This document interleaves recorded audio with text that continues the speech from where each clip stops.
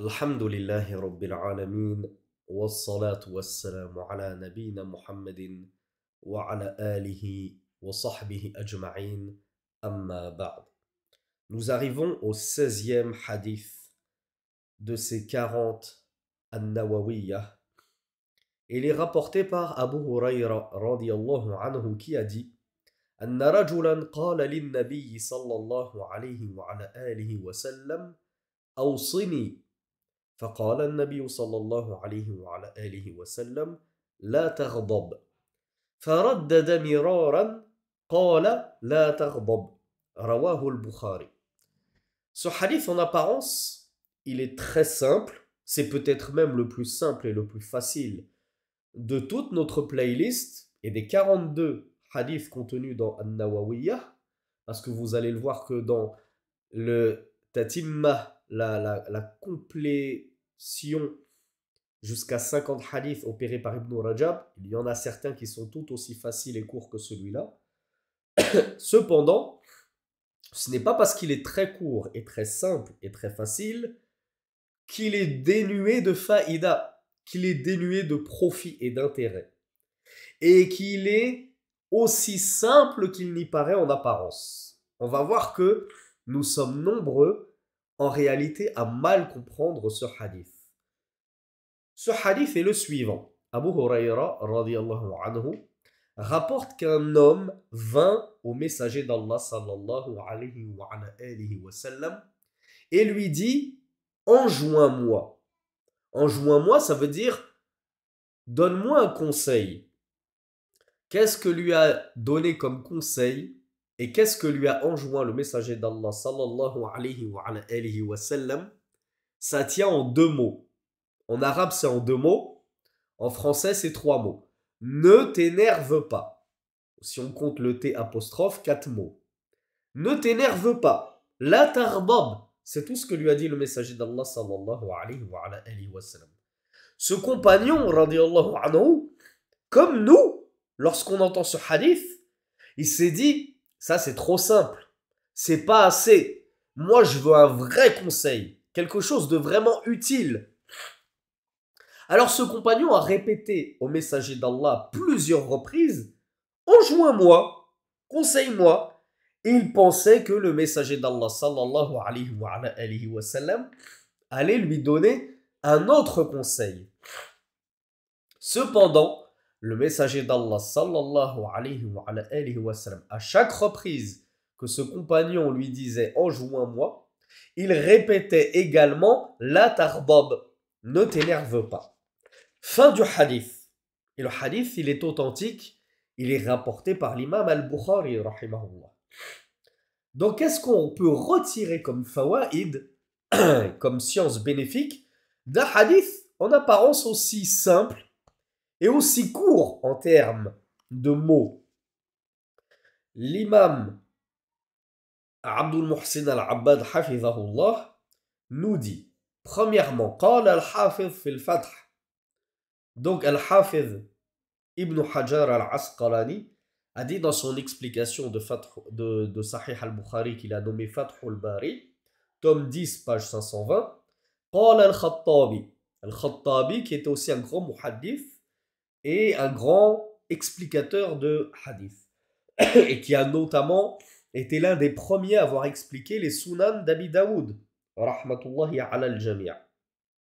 فقال الخطابي معنى قوله لا تغضب اجتنب أسباب الغضب ولا تتعرض لما يجلبه وأما نفس الغضب فلا يتأتى النهي عنه لأنه أمر طبيعي لا يزول من الجبلة. L'imam al-Khattabi rahmatullahi alayhi a dit une parole très puissante, très intéressante en guise d'explication de ce hadith. Il a dit le sens de la parole du messager d'Allah ne t'énerve pas. C'est éloigne-toi des causes de l'énervement. Ne t'engage pas dans les causes al-asbab qui vont provoquer cet énervement. Quant à la colère en elle-même et l'énervement en elle-même, il n'est pas aisé de s'y soustraire. il n'est pas facile de s'en éloigner. C'est-à-dire la colère en elle-même, il n'est pas forcément facile de l'éviter. Car c'est une chose naturelle. La colère, l'énervement, c'est un sentiment naturel qui parfois arrive sans même qu'on le travaille et sans même qu'on ait fait les causes pour. La yazulu min al-jibillah. Ça fait partie de notre trait de caractère, chez certains, d'être nerveux, colérique. Donc, qu'est-ce qu'il faut comprendre de l'explication de l'imam al-Khattabi et qu'est-ce qu'il faut comprendre du hadith du messager d'Allah sallallahu alayhi wa sallam lorsqu'il a dit à ce compagnon ne t'énerve pas, il ne lui a pas dit il faut que tu fasses tout pour ôter ce trait de caractère qu'il y a en toi. Pourquoi je dis ça? Parce que Cheikh Abdul Muhsin al-Abbad ne l'a pas expliqué et il me semble que c'est de l'imam Mohammed ibn Salih al-Uthaymin que je tiens cette explication. Wallahu a'lam. L'explication qu'en a donnée Ibn Uthaymin, il me semble, c'est que le messager d'Allah sallallahu alayhi wa sallam avait la capacité de cerner avec une précision et une minutie les traits de caractère des personnes auxquelles il s'adressait. Et le messager d'Allah sallallahu alayhi wa sallam ne s'adressait pas à Amr comme il s'adressait à Zayd. Il ne s'adressait pas à un tel comme il s'adressait à un tel. C'est pour ça que vous allez voir que en fonction du compagnon qui posait la même question, le messager d'Allah sallallahu alayhi wa sallam pouvait apporter à cette même question une réponse différente. Tantôt, un compagnon lui disait « Oh Rasulallah, quelle est la meilleure œuvre auprès d'Allah ?» Et alors à ce compagnon, il allait lui répondre « La meilleure œuvre auprès d'Allah, c'est de croire en Allah, c'est la foi en Allah. » À un autre compagnon, il va lui dire « La meilleure œuvre, c'est la prière en son temps. » À un autre compagnon, il va lui dire « La meilleure œuvre, c'est le djihad fi sabilillah. » Pourquoi apporter des réponses différentes? Eh bien parce que c'est ce qu'il voulait dire, le messager d'Allah, c'était que dans ton cas à toi, ô toi qui m'interroges, la meilleure œuvre, c'est de croire en Allah. Parce que toi, tu étais très accroché à ton polythéisme, à ton koufr. Et donc, ce qu'il y a de meilleur pour toi, c'est de réussir à te débarrasser de ce polythéisme et d'entrer dans le monothéisme pleinement. Un autre compagnon, il va savoir qu'il avait du mal à se lever le matin, à tenir très tard le soir pour prier les 5 prières, notamment à leur heure exacte. Alors, il dit à tel compagnon, pour toi, la meilleure œuvre auprès d'Allah, c'est les prières à l'heure. Parce que le messager d'Allah savait que dans ce cas précis, pour ce compagnon précis, c'était l'une des œuvres les plus dures à concrétiser. À un autre compagnon qu'il savait un petit peu, comment dire, un peu craintif à l'idée d'aller combattre dans le sentier d'Allah, eh bien, il lui a dit, pour le motiver, la meilleure œuvre auprès d'Allah, c'est le djihad fi sabilillah. C'est la lutte dans le combat d'Allah. C'est le combat dans le chemin d'Allah subhanahu wa ta'ala. Donc, le messager d'Allah avait cette, je ne sais pas si en français on appelle ça la physionomie, parce qu'il me semble que la physionomie, c'est uniquement au faciès. Le messager d'Allah, sallallahu alayhi wa sallam, lui arrivait à juger non pas au faciès, mais il arrivait à juger de la personne en l'examinant et en sachant exactement quoi lui répondre. Qu'est-ce qui lui convenait le mieux comme réponse? Donc on ferme la parenthèse que n'avait pas abordé Cheikh Abdul Muhsin al-Abbad. Mais des propos de l'imam al-Khattabi, on en comprend que le messager d'Allah savait que cet homme avait une prédisposition à la colère. C'était un compagnon qui était de manière innée colérique. Voilà pourquoi le meilleur conseil que le messager d'Allah pouvait lui adresser, ce n'était pas « fais ta prière à l'heure, viens faire le djihad avec nous ». Le meilleur conseil à cet homme, précisément dans cette situation précise, c'était de lui dire « ne t'énerve pas ». C'est-à-dire, il faut que tu apprennes à contenir ta colère. Donc, ce qui est voulu des propos du messager d'Allah, sallallahu alayhi wa sallam, ce n'était pas enlève totalement cette nature que tu as, puisque c'est une nature Comme l'imam Al-Khattabi nous le dit, c'est une nature, l'énervement, c'est comme l'amour, comme la gentillesse, comme la générosité. Il y a des gens qui naturellement sont généreux, gentils, il y a des gens qui sont sincères. Eh bien, il y a des gens qui naturellement sont colériques, pardon, nerveux. Et ça, les traits de caractère innés que nous avons, c'est très difficile de les ôter. On peut les corriger, on peut les freiner et les réfréner. On peut s'améliorer, on peut travailler sur soi. Quant à les enlever totalement, c'est très difficile. Et ce n'est pas ce que le messager d'Allah, sallallahu alayhi wa sallam, a voulu par ce conseil-là. Ce qu'il a voulu, c'était de dire à ce compagnon, puisque tu sais que tu es quelqu'un de colérique, tu sais que tu es nerveux, alors fais en sorte de ne pas t'engager dans des voies qui vont te conduire à t'énerver. Essaye d'éviter et de t'éloigner de toutes les causes qui vont provoquer cette colère pour laquelle tu es prédisposé et pour laquelle tu as une tendance. Donc voilà comment il faut comprendre ce hadith du messager d'Allah. Et vous voyez comme nous on est loin de sa compréhension lorsqu'on entend la tarbab, on se dit ah ben le messager d'Allah a condamné la colère. Et il nous dit il ne faut pas qu'on se mette en colère, il ne faut pas qu'on s'énerve. Mais pour certains et parfois, c'est très difficile de ne pas se mettre en colère. Mais qu'est-ce qu'il faut faire justement lorsque, malgré toutes les prédispositions que j'ai prises pour m'éloigner des causes qui vont engendrer chez moi et provoquer chez moi la colère, je me mets malgré tout en colère parce que c'était plus fort que moi et que la situation était trop forte pour que je ne me mette pas en colère. Eh bien, qu'est-ce que je dois faire ici?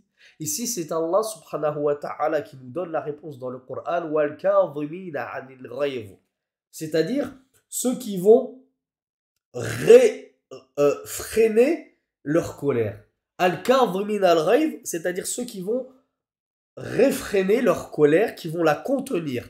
Tu t'es mis en colère, mais tout de suite après, tu dois te ressaisir. Tu dois te calmer, tu dois prendre sur toi et contenir cette colère et ne pas la laisser exploser. Donc comme l'a dit l'imam Al-Khattabi, quant au fait que le messager d'Allah ait interdit la colère, non, ce n'est pas ce qui est voulu. Le messager d'Allah n'a pas interdit la colère, c'est un sentiment naturel. Ce qu'il a interdit, c'est de s'engager sciemment dans des voies dont tu sais qu'elles vont te conduire à la colère et à l'énervement. وقال أيضا c'est-à-dire Ibn Hajar al-Asqalani nous rapporte une autre parole dans son explication de Bukhari. Il nous dit وقال ابن تين جمع رسول الله صلى الله عليه وعلى آله وسلم في قوله لا تغضب خير الدنيا والآخرة لأن الغضب يؤول إلى التقاطع ومنع الرفق وربما آل إلى أن يؤذي المغضوب عليه فينتقص ذلك من الدين فينتقص ذلك من الدين فاء السببية pour les amoureux de la langue arabe.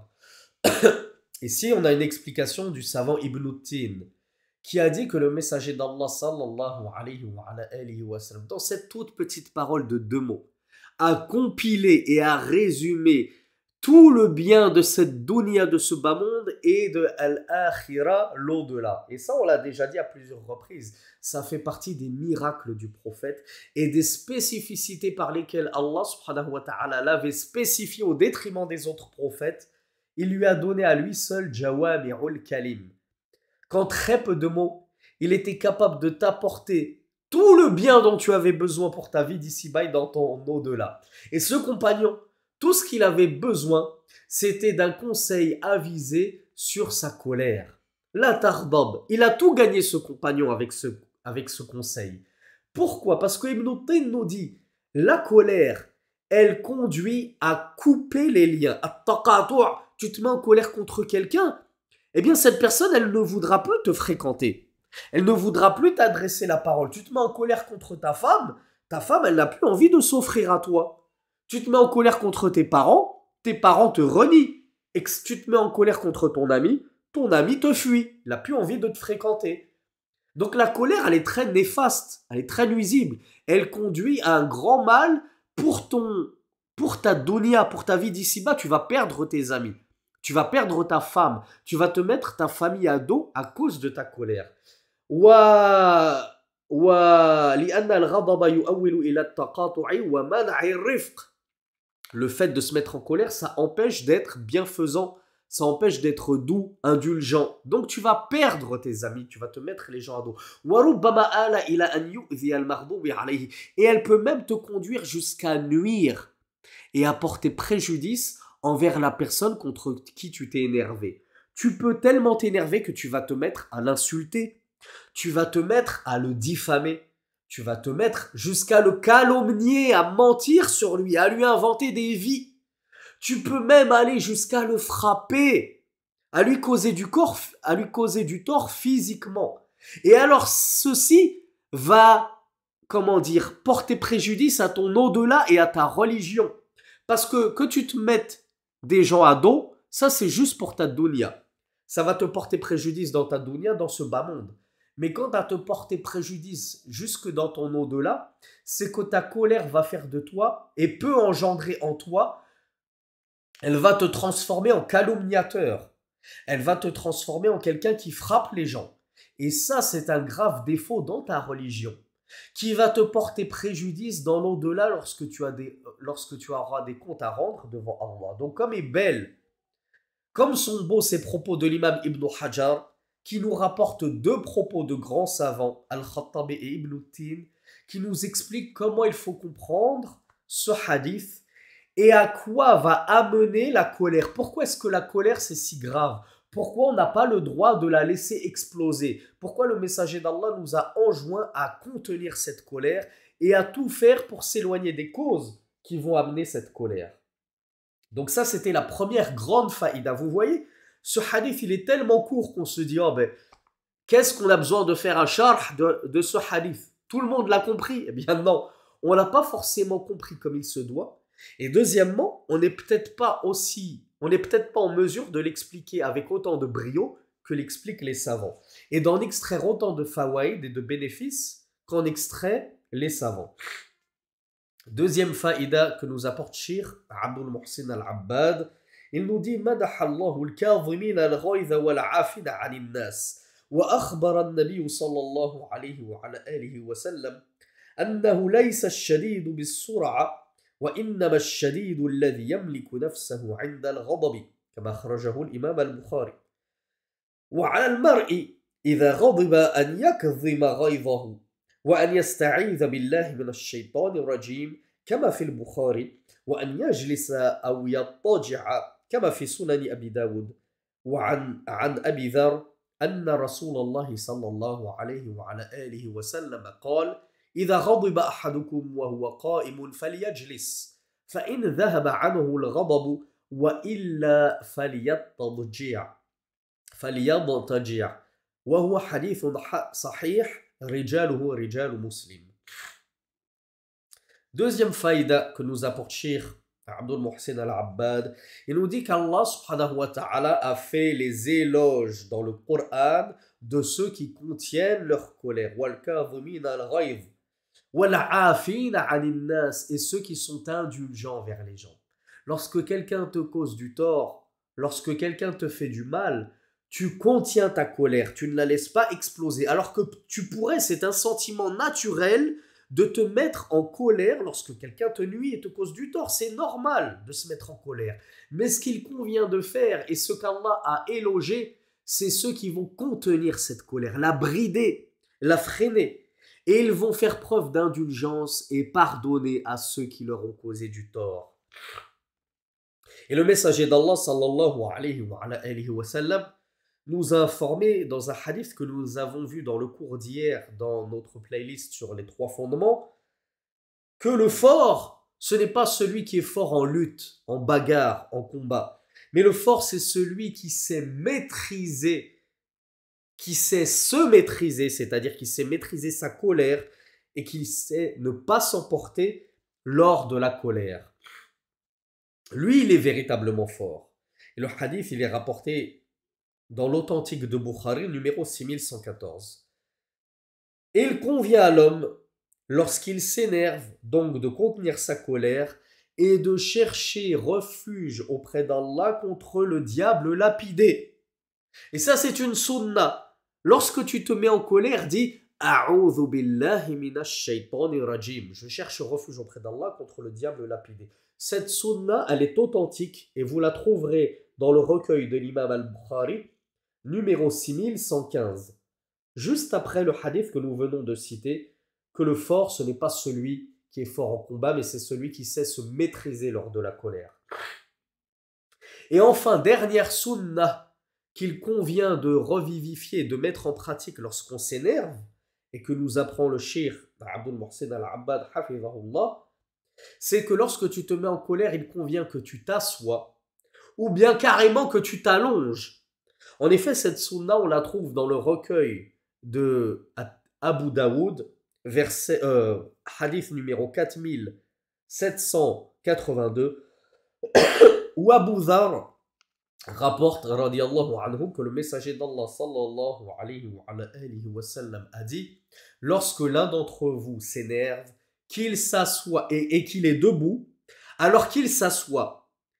Si ceci dissipe sa colère, alors tant mieux, sinon qu'il s'allonge. Donc, et ceci est un hadith authentique. Donc, qu'est-ce qu'il convient de faire lorsque je me mets en colère? On récapitule tout. On essaye de réunir les versets coraniques et les sunan relatifs à l'énervement. Déjà, premièrement, le but du jeu, c'est de m'éloigner de tout ce qui va me mettre en colère. Je ne vais pas aller dans un stade assister à un match de foot. Pourquoi? Parce que je sais que si mon équipe perd, je vais me mettre en colère. Et ce serait grave de me mettre en colère pour un match de foot. Donc déjà, je ne vais pas assister au match de foot dans les stades. Je ne vais pas aller faire ceci et cela. Je ne vais pas jouer à des jeux de combat, Street Fighter et tout. Je sais que ça va me mettre en colère si je perds. Donc déjà, je m'éloigne de toutes les causes qui vont susciter mon courroux. Deuxième chose, si toutefois je me mets en colère pour une raison ou une autre, je dois chercher refuge auprès d'Allah contre le diable lapidé. Et je dis A'udhu billahi minash shaytanir rajim. Puis je freine et je contiens ma colère. Je ne la laisse pas exploser. J'essaye de me maîtriser. Ça, c'est la véritable force. Ça, c'est la vraie puissance. Comme je vous l'ai dit, le véritable fort, c'est pas le ceinture noire de JJB ou de Kung Fu. Le vrai fort, comme l'a dit le messager d'Allah, c'est celui qui sait se maîtriser durant la colère. Et enfin, qu'est-ce que je fais en maîtrisant ma colère et en prenant sur moi? Si je me trouve debout, je m'assois. Et si ça ne me calme toujours pas, alors je m'allonge.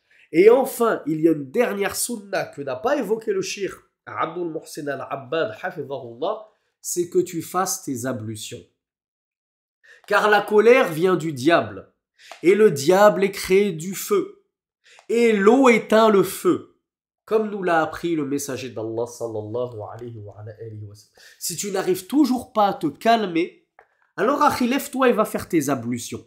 Puis allonge-toi et attends que la colère passe, Inch'Allah. Pourquoi? Parce que si tu ne fais pas tout ceci, nous avons vu les conséquences funestes et tristes qu'engendre la colère. Tu vas perdre tes amis, tu vas te mettre à dos ton entourage et ta famille, tu vas aller insulter des gens, tu vas manquer de dignité, tu vas frapper des gens, etc. Que des actes répréhensibles et blâmables que tu vas regretter 5 minutes après.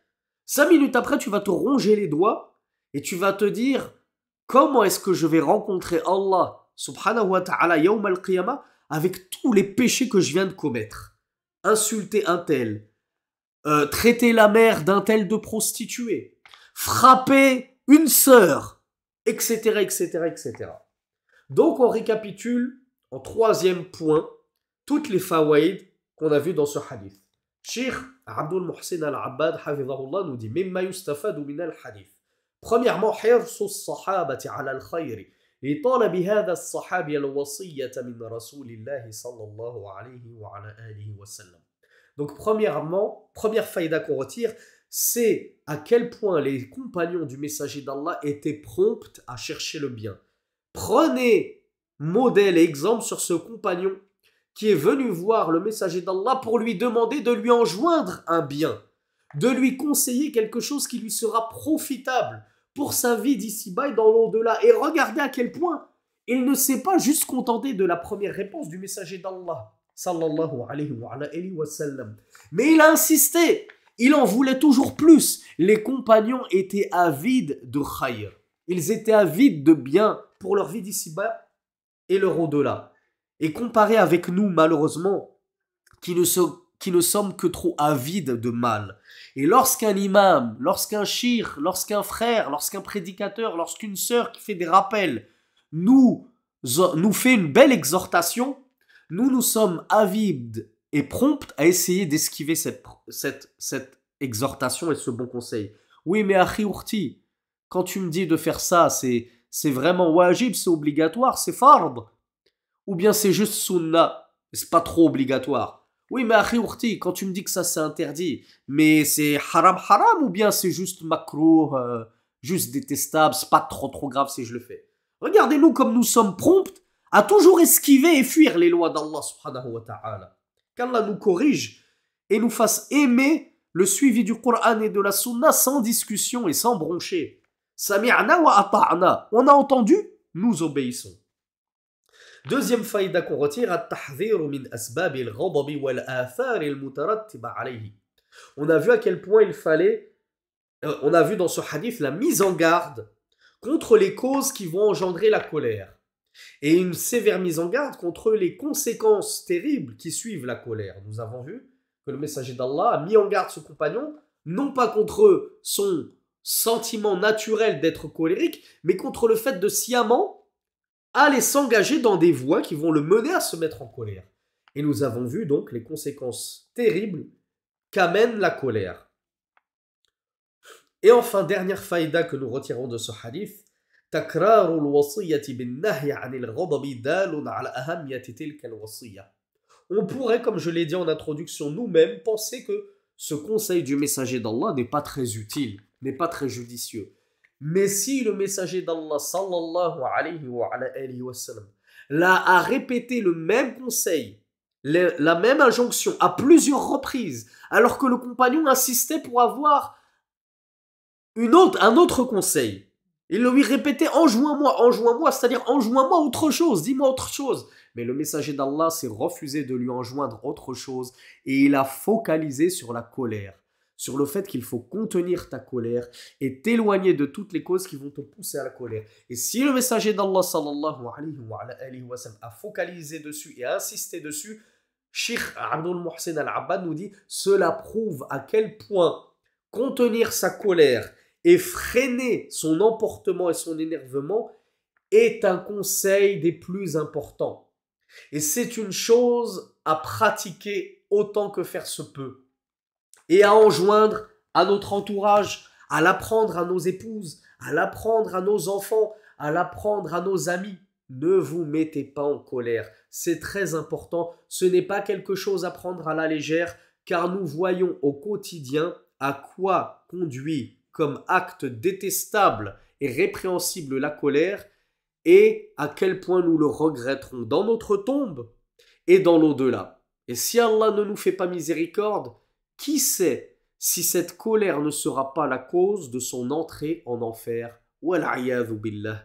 هذا والله أعلم وأصلي وأسلم على نبي الهدى وآخر دعوانا أن الحمد لله رب العالمين.